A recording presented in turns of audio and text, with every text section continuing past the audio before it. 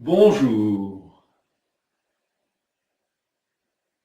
Né en 1802, Benjamin du général-comte d'Empire Léopold Hugo et de la bourgeoise nantaise Sophie Née Trébuchet, Victor Hugo fut délaissé dès l'enfance par son père et élevé par sa mère, qu'il perdit avec un désarroi profond à l'âge de 19 ans.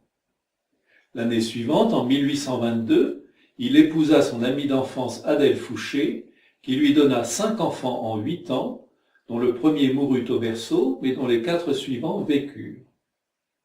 Après la naissance d'Adèle, la cadette, le couple se défit et les 2 époux, chacun de son côté, se tournèrent vers l'extra-conjugalité, sans jamais se départir d'un respect et d'une affection mutuelle.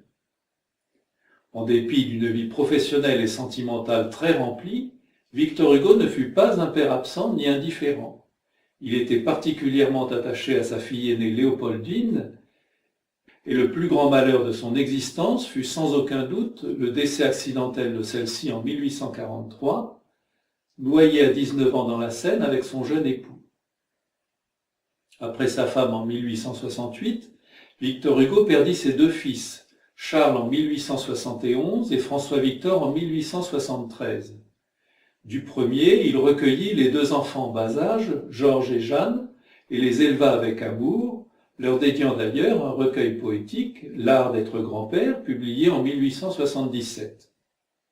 À sa mort en 1885, il ne restait à Victor Hugo de sa famille que sa fille Adèle, internée pour maladie mentale, et ses 2 petits-enfants qui furent le rayon de soleil de sa vieillesse.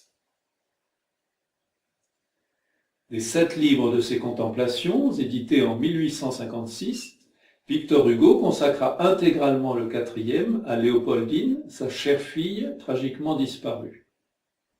Le titre du dit livre, doublement modeste par son cryptage dans un latin ambigu, Pauca meae, et sa signification, quelques petits riens pour, ou peut-être 2, celle qui est mienne, en annonce le contenu tout en sobriété, en retenue, en simplicité. Dépouillée d'artifices rhétoriques, l'émotion s'y exprime avec une sincérité pudique et d'autant plus poignante qu'il s'agisse de la détresse devant l'absence irréversible, de l'incompréhension face à la mort injuste et prématurée, de la tendresse quand affluent les souvenirs de l'affectueuse complicité entre père et fille, de la consolation recherchée dans la croyance en la survie dans l'au-delà. Dans le 10e poème de ce livre, un disin féerique daté d'avril 1847, l'infatigable homme d'action se met en retrait du monde du travail, évoqué à travers 3 métiers qu'il admire, pour se figer dans la contemplation du ciel nocturne et en scruter les évanescences. Puisse ce père désespéré y avoir lu quelques signes de réconfort, lui qui croira même plus tard entendre des paroles de sa défunte fille lors de séances de spiritisme. Donc voici, Pendant que le marin, 10e poème des Pauca meae de Victor Hugo.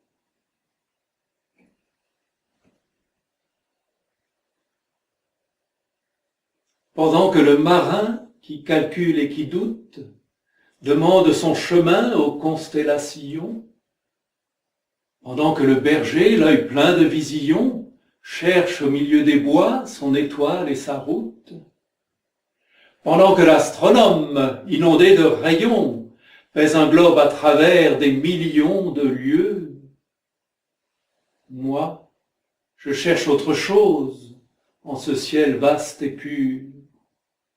Mais que ce saphir sombre est un abîme obscur.